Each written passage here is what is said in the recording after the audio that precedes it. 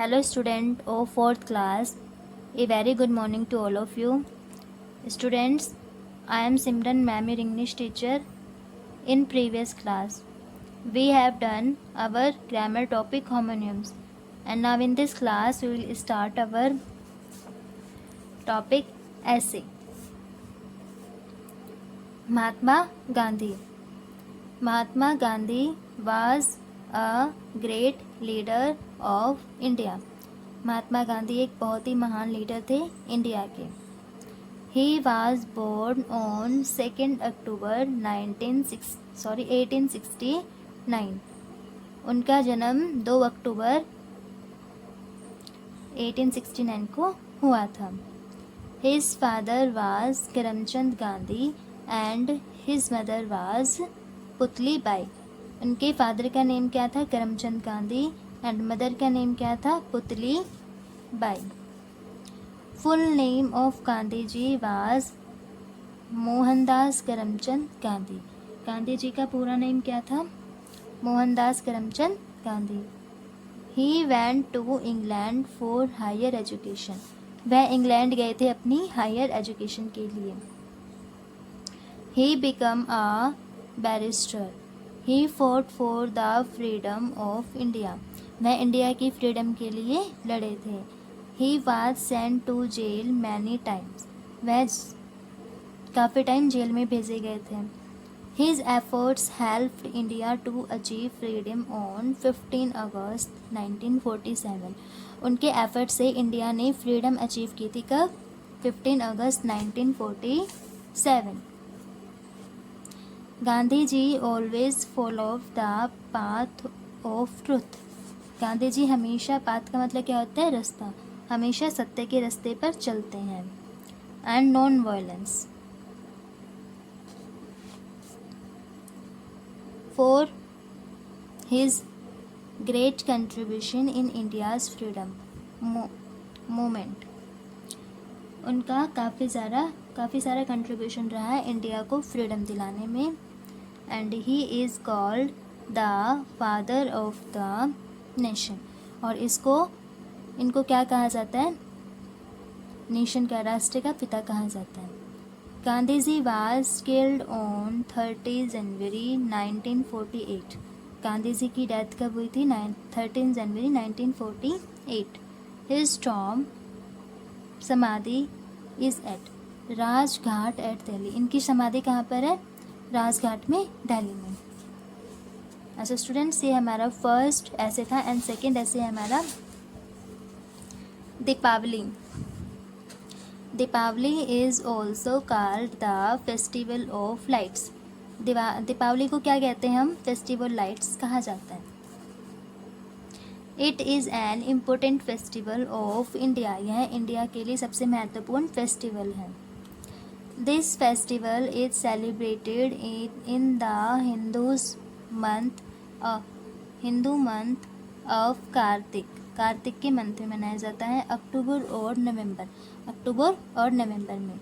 It is said that on this day, इस दिन lord Rama return to Ayodhya after 14 years exile in the forest. इस दिन भगवान राम अयोध्या वापस आए थे अपने 14 साल वनवास काटने के बाद. Before Deepavali people clean their homes. Diwali से पहले पीपल हैं, लोग अपने घरों को साफ सुथरा करते हैं. And white wash them. They decorate them. उसको डेकोरेट करते हैं with earth and lamps, candles and colourful lamps on Deepavali. Lamp से, कैंडल से दिवाली पर क्या करते हैं? वो डेकोरेट करते हैं. People wear new clothes and make merry. People है उस दिन क्या करते हैं? न्यू क्लॉथ्स डालते हैं. At night people worship Lord Ganesha and the goddess of wealth Lakshmi. इस दिन रात को पीपल भगवान गणेश की पूजा करते हैं और देवी लक्ष्मी की पूजा करते हैं, जो कि धन की देवी हैं. They make merry and exchange sweets and gifts. वह एक दूसरे के गले मिलते हैं, गिफ्ट्स को एक्सचेंज करते हैं, स्वीट्स देते हैं एक दूसरे को। चिल्ड्रंस ब्रस्ट क्रैकर्स, और चिल्ड्रन से पटाखे छुटाते हैं। People greet each other by saying happy Diwali, और पीपल एक दूसरे को हैप्पी दिवाली क्या करते हैं, विश करते हैं। And so students, I hope you will understand and this ऐसे एंड महात्मा गांधी जैसे एंड दीपावली ऐसे write in your notebook and learn also. Thank you and have a nice day.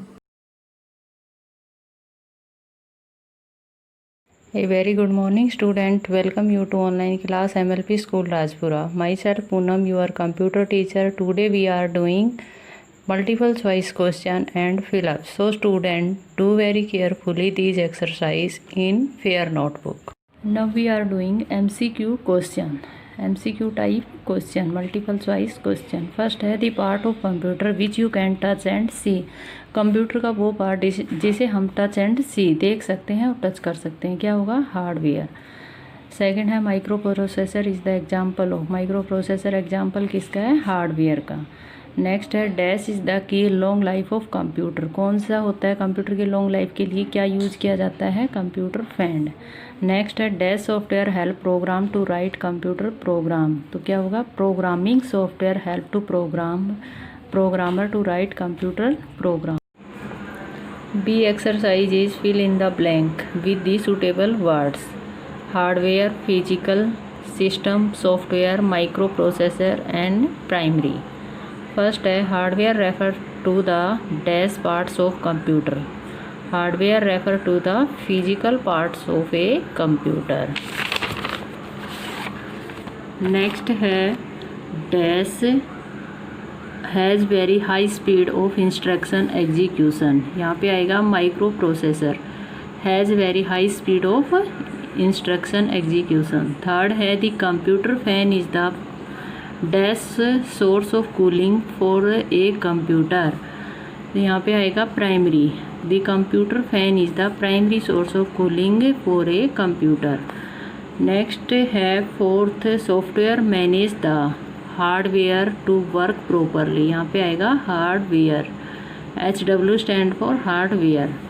Fifth है operating system is an example of dash unit, तो operating system is the example of system unit. Next fill in the blank, a computer has dash parts of different job, a computer has different parts of to different job. Next है some parts of dash are inside the CPU, HW hardware, some parts of hardware are inside of the CPU के इनसाइड में होते हैं hardware के some parts. Next है motherboard is the main dash on which micro processor is fixed, motherboard कहाँ पे होता है, fix circuit board, motherboard is the main board, motherboard को क्या कहते हैं, मेन बोर्ड, और कहाँ फिक्स होता है, on which micro processor is fixed. Next है a dash is the primary source of cooling, cooling के लिए प्राइमरी सोर्स क्या होता है कंप्यूटर में, fan. All students today homework is paste the picture of 3 hardware parts that are found inside a CPU in your scrapbook and also maintain their name. Thank you. Have a nice day. Good morning students. Today I will start your SST class online. Dear students, for class 4th, today's our topic is chapter number 15 communication. Dear students, जो हमारा communication chapter है इसके हमने कल हमारी जो previous class थी उसके अंदर इसके एक्सरसाइज कंप्लीट की थी. Today we will do this chapter question answer. So let's start. Dear students, first of all heading डालेंगे क्वेश्चन आंसर. फर्स्ट हमारा क्वेश्चन है differentiate between personal means of communication and means of mass communication. Personal means of communication और mass communication के अंदर हमें difference बताना है कि उन दोनों में क्या डिफरेंस है. तो फर्स्ट ऑफ ऑल हेडिंग डालेंगे पर्सनल कम्युनिकेशन. पर्सनल कम्युनिकेशन क्या है? Exchange of messages between two individual is called personal communication. क्या है? मैसेजेस का जो एक्सचेंज है, मैसेजेस का जो आदान प्रदान है, वो कितने लोगों के बीच? टू इंडिविजुअल्स के बीच जो होता है वो क्या कहलाता है? पर्सनल कम्युनिकेशन कहलाता है। सेकंड है mass communication, sending information, INFORMATION, information to many people at the same time is called mass communication. मतलब इंफॉर्मेशन सेंड करना बहुत सारे लोगों को एक साथ एक समय पर, वो क्या कहलाता है? मास कम्युनिकेशन कहलाता है। अब इन दोनों में डिफरेंस पता चल गया। पर्सनल कम्युनिकेशन का मीनिंग है कि दो इंडिविजुअल लोगों के बीच में जो मैसेजेस शेयर किए जाते हैं वो क्या है? पर्सनल कम्युनिकेशन है। और मास कम्युनिकेशन का मतलब है कि जो इन्फॉर्मेशन शेयर करना बहुत सारे लोगों के पास और एक ही समय में, वो क्या है? मास कम्युनिकेशन है। फर्स्ट है personal communication, exchange of messages between two individuals is called personal communication. Exchange, EXCHANG, exchange of messages between two individual, INDIVIDUALS, individuals is called personal communication. Messages का एक्सचेंज दो individuals के बीच वो क्या कहलाता है? Personal communication कहलाता है। Mass communication, sending information to many peoples at the same time is called mass communication. Sending information to many peoples at the same time is called mass communication. Information send करना बहुत सारे लोगों के पास एक ही समय पर, वो क्या कहलाता है? मास कम्युनिकेशन कहलाता है। नेक्स्ट क्वेश्चन नंबर सेकंड है, write the full forms of STD, ISD and PCO। STD, ISD और PCO की फुल फॉर्म लिखनी है। फर्स्ट ऑफ ऑल हेडिंग डालेंगे STD। STD की फुल फॉर्म क्या है? Subscriber trunk dialing, SUBSCRIBER, subscriber trunk dialing, TRUNK trunk, DIALING dialling.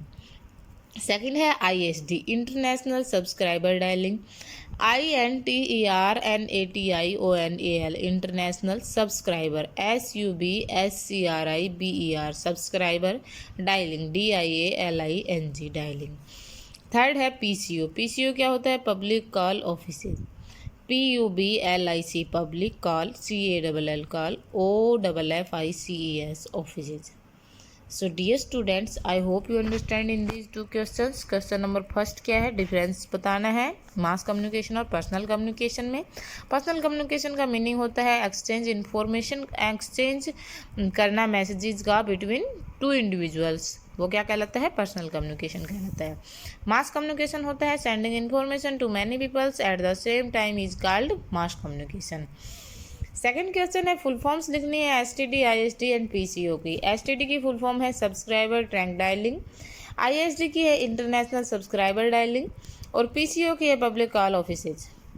So dear students, I hope you understand. You also learn and write these questions in your fair notebook. Should be neat and clean handwriting. Thank you. Morning students, मैं Mukesh madam, आपकी हिंदी अध्यापिका MLP international school Rajpura से। बच्चों, मैं करा रही हूँ आपका SA1 का रिवीजन और इसमें हम करा रहे हैं आज हिंदी रीडर का पार्ट 1, धरती का जीवन। पहले हम पढ़ेंगे शिक्षण संकेत। प्रस्तुत कविता में कवि ने सूरज की महिमा का वर्णन किया है और उसे धरती का जीवन कहा है, क्योंकि सूरज ऊर्जा का सबसे बड़ा स्रोत है एवं बिना ऊर्जा के हम कोई भी काम नहीं कर सकते हैं। सूरज के विषय में ये बातें आपको बताई गई है, ठीक है। आगे अभी हम कविता पढ़ेंगे। हंसकर रोज जगाया करता सबको प्यारा सूरज, गाने चिड़ियों के लाता है रोज हमारा सूरज। कवि कहता है कि जो सूरज है वो प्रतिदिन उदय होकर सबको जगाता है और जब सूर्य उदय होता है तो चिड़िया जो है मीठे स्वर में गाने लगती है। बड़े सवेरे सोने जैसा लगता बालक भोला, तेज दौड़ने लगता है फिर बना आग का गोला। कवि बता रहा है कि जब सूर्य उदय होता है, सुबह जब सूर्य उदय होता है तो सुनहरे रंग का और किसी भोले बालक की तरह लगता है, लेकिन जैसे ही वह दिन चढ़ने लगता है वैसे ही वह आग के गोले की तरह गर्म हो जाता है। शाम डूबने से पहले यह झिलमिल सा हो आता, जाते जाते अंबर को आशा से रंग जाता। जब सूर्य अस्त होता है, शाम डूबने से पहले यानी जब सूर्यास्त का समय होता है, तो सूरज कैसा हो जाता है, झिलमिल सा हो जाता है, और जो अस्त होता हुआ सूर्य किस आशा से रंग जाता है, अगले दिन उदय होने की आशा से अंबर को रंग जाता है। ठीक है। सूरज सिखलाता है हमको बड़े सवेरे उठना, प्यार भरे नन्हे फूलों सा हंसते गाते खिलना। सूर्य प्रतिदिन हमें जल्दी उठना सिखाता है और कोमल और सुंदर फूलों की तरह क्या सिखाता है, हमें हंसना सिखाता है, यानी कि खुशियाँ फैलाना सिखाता है। पूरे काम करो दिन भर के, कभी न छोड़ो कल पर, सूरज सिखलाता पंथी सा, चलते रहो जन्म भर। सूरज हमें आज के काम को आज ही करने का संदेश देता है, कल पर छोड़ने के सूरज में बताता है कि आज का काम हमें आज ही करना चाहिए, ये हमें संदेश देता है, और हमें कभी भी अपना जो काम है वो कल पर नहीं छोड़ना चाहिए। सूरज हमें पंथी सा, राहगीर की तरह हमेशा चलते रहने की सीख देता है। ठीक है। सूरज बिन सब और अंधेरा, लगता सब कुछ फीका, इसीलिए तो कहते सूरज जीवन है धरती का। सूरज के बिना चारों ओर अंधकार छा जाता है, और जो प्रकृति की सुंदरता है, पेड़ पौधे, फूल पत्ती वगैरह, नदियाँ, तालाब वगैरह जो है वो दिखाई नहीं देते अंधेरे की वजह से। ठीक है। इसलिए सूरज को क्या कहते हैं, धरती का जीवन कहा जाता है, क्योंकि इसके बिना जीवन की कल्पना नहीं की जा सकती। तो बच्चों, ये मैंने कविता आपको पढ़ाई है, अभी मैं कराऊंगी आपको इसके अभ्यास कार्य। लिखित प्रश्न में हम कर रहे हैं, हमारा जो पहला प्रश्न है लिखित का, वो है सही उत्तर पर सही का निशान लगाओ। पहला प्रश्न है, सूरज शाम को डूबने से पहले किस तरह से आता है, झिलमिल करता, हंसता या खिलता? तो इसका उत्तर होगा झिलमिल करता। आगे, हमें सूरज कब उठना सिखाता है, शाम को, रात को या सुबह जल्दी? तो इसका उत्तर क्या होगा बच्चों, सुबह जल्दी। सूरज रोज कैसे जगाया करता है, हंसकर, गाकर या बोलकर? तो इसका सही उत्तर होगा हंसकर। सूरज को किसका जीवन कहा गया है, शाम का, धरती का या रात का? तो इसका क्या उत्तर होगा, धरती का। तो बच्चों, ये पाठ मैंने, ये कविता आपको पढ़ा दी है। आप सभी को एक बार फिर से अपनी पुस्तक से इसको पढ़ना है, और ये जो मैंने प्रश्न कराया है इसको आप अपनी नोटबुक में लिखेंगे और याद करेंगे। तो बच्चों, कल फिर मिलते हैं, अब तक के लिए धन्यवाद। Good morning students. Now we start maths online classes for class 4th. My dear student, in previous class we revised our exercise 5.2. Today we will revise 5.3. My dear student, in this exercise we find product by splitting. Students, splitting means हमें given number को expanded form में write करके और multiply करना है. Let's we start. Question number first, part C. Student, part C में हमें 7 को 312 से मल्टीप्लाई करना है। स्टूडेंट, सबसे पहले हम 312 को एक्सपेंडेड फॉर्म में राइट करेंगे। 7 मल्टीप्लाई, स्टूडेंट 312 का एक्सपेंडेड फॉर्म क्या होगी, 300 प्लस 10 प्लस 2। नाउ स्टूडेंट, जो ये 7 है ये 300 के मल्टीप्लाई में भी है, 10 के में भी है, 2 के में भी है। स्टूडेंट, इसको हम सेपरेट राइट कर देंगे। 7 मल्टीप्लाई 300, ये एक ब्रैकेट के अंदर डाल देंगे, plus 7 multiply 10, now plus 7 multiply 2, 7 multiply 2। Now students, अब हम 7 को 300 से मल्टीप्लाई करके राइट करेंगे। 7 3 जा 21 20 प्लस, स्टूडेंट्स अब 7 को 10 से मल्टीप्लाई करेंगे। 7 1 जा 7 0 प्लस, अब 7 को 2 से मल्टीप्लाई करेंगे। 7 2 जा 14। नाउ स्टूडेंट्स, अब हम इनको ऐड कर देंगे। स्टूडेंट्स, आप इसको साइड में भी ऐड करके राइट कर सकते हैं। 2100 plus 70 plus 14। Now student, 4 7 plus 1 8 1 and 2 as it is. So student, 2184. Now we write 2184. So student 7 multiply by 312 is equal to 2184. Now stand part F. Stand part F में हमें 5 को 3 digit number 209 से multiply करना है. Now stand 5 multiply stand 209 को हम expanded form में right कर देंगे 200 प्लस 9. स्टैंड जो 5 है वो 200 के मल्टीप्लाई में भी है और 9 के मल्टीप्लाई में भी है. सो स्टैंड सबसे पहले हम 5 को 200 से मल्टीप्लाई करके एक ब्रैकेट के अंदर राइट कर देंगे. अब हम प्लस का साइन लगाएंगे एंड 5 को 9 से मल्टीप्लाई करके एक ब्रैकेट के अंदर राइट कर देंगे. सो स्टूडेंट अब 5 को 200 से मल्टीप्लाई करेंगे तब आएगा 1000 एंड 5 को 9 से मल्टीप्लाई करेंगे तब आएगा 45. नाउ स्टूडेंट हम 1000 और 45 को ऐड कर देंगे 1045. So students 5 multiply by 209 is equal to 1045. Question number first part K. Stand part K में 9 को 5028 एक 4 डिजिट नंबर से मल्टीप्लाई करना है. स्टैंड 5028 को पहले हम एक्सपेंडिंग फॉर्म में राइट करेंगे. स्टैंड वैसे तो इसको डायरेक्ट भी मल्टीप्लाई किया जा सकता है लेकिन स्प्लिटिंग करने से मल्टीप्लिकेशन और इजी हो जाती है. सो स्टैंड 9 मल्टीप्लाई 5028 की एक्सपेंडेड फॉर्म क्या होगी 5000 प्लस 20 प्लस 8. स्टैंड जो 9 बाहर है ये 5000 के भी मल्टीप्लिकेशन में है 20 के भी मल्टीप्लाई में है और 8 के भी मल्टीप्लाई में. नाउ स्टैंड अब इनको हम अलग अलग राइट कर देंगे. 9 मल्टीप्लाई बाय 5000 एक ब्रैकेट के अंदर plus 9 multiply by 20 plus 9 multiply by 8. Now stand 9 को 5000 से मल्टीप्लाई करेंगे तब आएगा 45,000 प्लस 9 को 20 से मल्टीप्लाई करेंगे 180 प्लस 9 को 8 से मल्टीप्लाई करेंगे 72. स्टूडेंट्स अब हम इनको ऐड कर देंगे. स्टूडेंट्स आप साइड में भी इनको ऐड करके राइट कर सकते हैं 45,000 plus 180 plus 72. Students total addition क्या है 45,252. स्टूडेंट्स अब हम यहाँ राइट कर देंगे 45,252.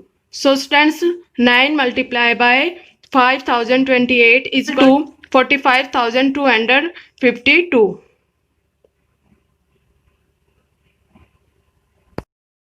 नाउ स्टूडेंट पार्ट ओ में हम स्टूडेंट 2 को 8579 एक 4 डिजिट नंबर से मल्टीप्लाई करना है. सो स्टूडेंट 8579 को हम एक्सपेंडेड फॉर्म में राइट करेंगे. सबसे पहले 2 मल्टीप्लाई एक्सपेंडेड फॉर्म क्या होगी स्टूडेंट इसकी 8000 plus 500 plus 70 plus 9. Now student ये 2 है ये 8000 के मल्टीप्लाई में भी है 500 के मल्टीप्लाई में भी है 70 के मल्टीप्लाई में भी है और 9 के मल्टीप्लाई में भी है. स्टूडेंट अब इनको हम अलग अलग मल्टीप्लाई करके राइट कर देंगे. 2 multiply bye 8000 plus 2 multiply bye 500 plus 2 multiply bye 70 plus 2 multiply bye 9.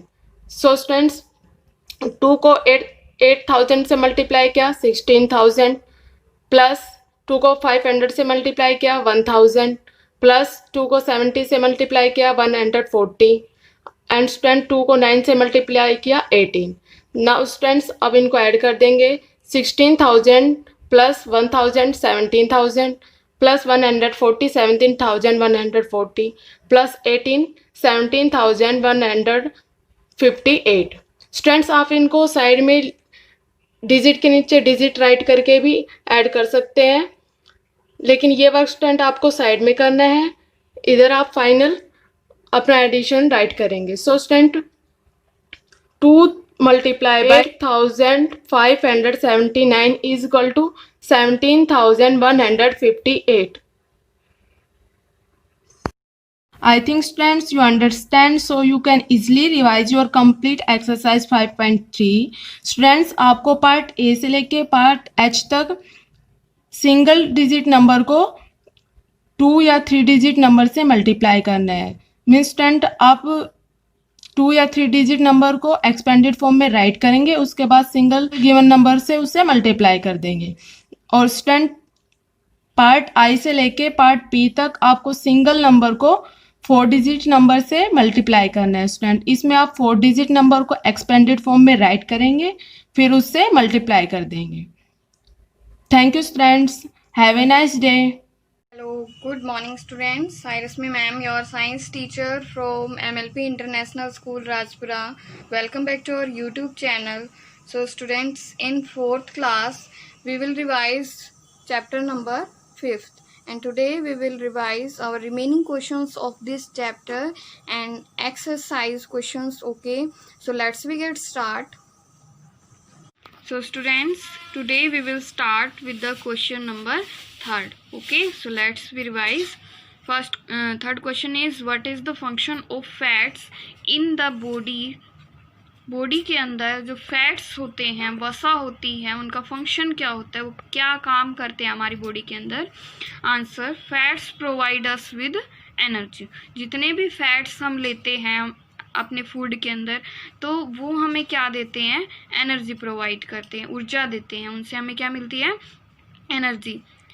Extra fat is stored in the body. जो भी हम फैट लेते हैं, अगर एक्स्ट्रा फैट ले रहे हैं तो एक्स्ट्रा फैट वो जो होता है वो हमारी बॉडी के अंदर स्टोर हो जाता है फॉर लेटर यूज़. क्यों स्टोर हो जाता है? ताकि हम उसका यूज़ बाद में कर सकें. They protect vital organs by providing cushioning. ये क्या करते हैं? जो हमारी बॉडी में वाइटल ऑर्गन्स होते हैं, जो अंग होते हैं, उनको प्रोटेक्ट करते हैं, और जो भी हमारी बॉडी के अंदर स्पेस होता है, गुंजाइश होती है, उसको प्रोवाइड करते हैं. Okay students, next question is, what makes a balance diet? जो बैलेंस डाइट है वो किससे बनी होती है? क्या क्या इन्वॉल्व होता है उसके अंदर? Okay answer, a balance diet contain all the essential nutrients. जो बैलेंस डाइट होती है उसके अंदर क्या क्या प्रेजेंट होता है? जितने भी न्यूट्रिएंट्स जिनकी हमारी बॉडी को नीड होती है. न्यूट्रिएंट्स क्या होते हैं? पोषक तत्व. ओके, उसमें कौन कौन से न्यूट्रिएंट्स आते हैं? Carbohydrates, fats, proteins, vitamins and minerals. ठीक है, इन द करेक्ट अमाउंट्स. और ये किस में होने चाहिए? करेक्ट अमाउंट में होने चाहिए.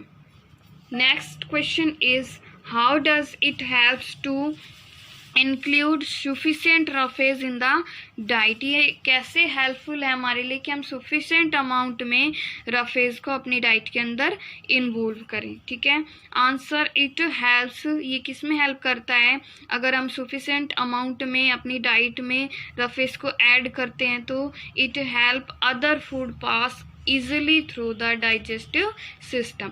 तो ये किस में हेल्प करेगा आपको? जो फूड होता है, जो हम खाना खाते हैं, उसको जो हमारा डाइजेस्टिव सिस्टम होता है, पाचन तंत्र होता है, उसमें से आसानी से पास करा सकता है फूड को. Next, it helps in the smooth excretion of waste from the body. और अगर हम प्रॉपर अमाउंट में रफेज ऐड करते हैं अपने फूड के अंदर, तो ये क्या करेगा? जो हमारी बॉडी के अंदर वेस्ट होता है उसको बाहर निकालने में आसानी से हेल्प करेगा. तो ये 2 पॉइंट हैं जो किस में हेल्प करते हैं अगर हम रफेज को ऐड करते हैं हमारी डाइट के अंदर.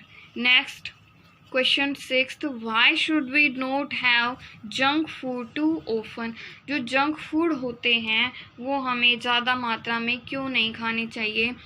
क्या हो जाता है अगर हम ज़्यादा जंक फूड खाते हैं तो? Answer, because junk food contain a lot of salt. क्योंकि जो जंक फूड्स होते हैं उन सभी में क्या होता है? बहुत सारी मात्रा में नमक होता है, शुगर होती है, जो मीठा होता है वो ज़्यादा होता है, एंड फैट्स, जो वसा होती है वो ज़्यादा होती है, ज़्यादा अमाउंट में होती है.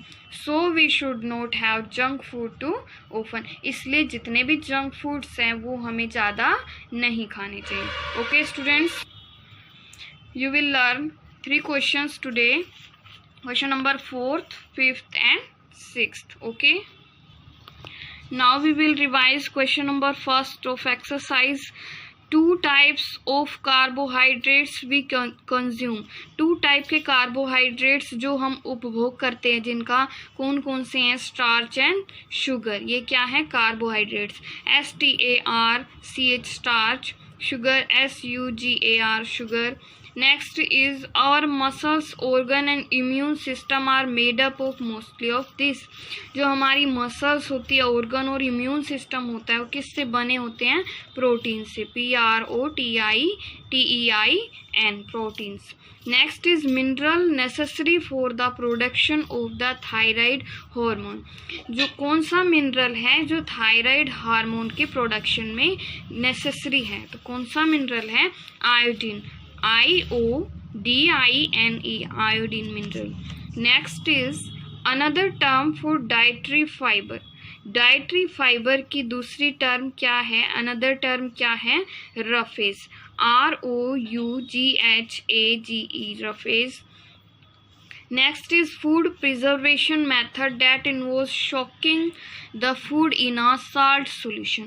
वो फूड प्रेजर्वेशन मेथड जिससे हम फूड को प्रेजर्व करते हैं, जिसके अंदर हम क्या करते हैं? फूड को साल्ट का जो सॉल्यूशन होता है, साल्टी सॉल्यूशन के अंदर उसको सोक करते हैं। ठीक है, तो ये प्रोसेस कौन सी है, कौन सा मेथड है? Salting, SALTING, salting. Next is it dehydrates और रिमूव मॉइस्चर। ये फूड में से क्या कर देता है? जो वाटर होता है उसको रिमूव कर देता है। And stop the growth of bacteria, और क्या करता है? जो ग्रोथ होती है बैक्टीरिया की, मोल्ड एंड यीस्ट की, उसको रोक देता है। तो कौन सा मेथड है? Drawing method, DRYING, drawing. Drawing method में हम फूड को क्या करते हैं? सुखा देते हैं, उसका जो पानी होता है वो निकल जाता है बिल्कुल। Okay students, and you will learn question number first. Okay, thank you, have a nice day.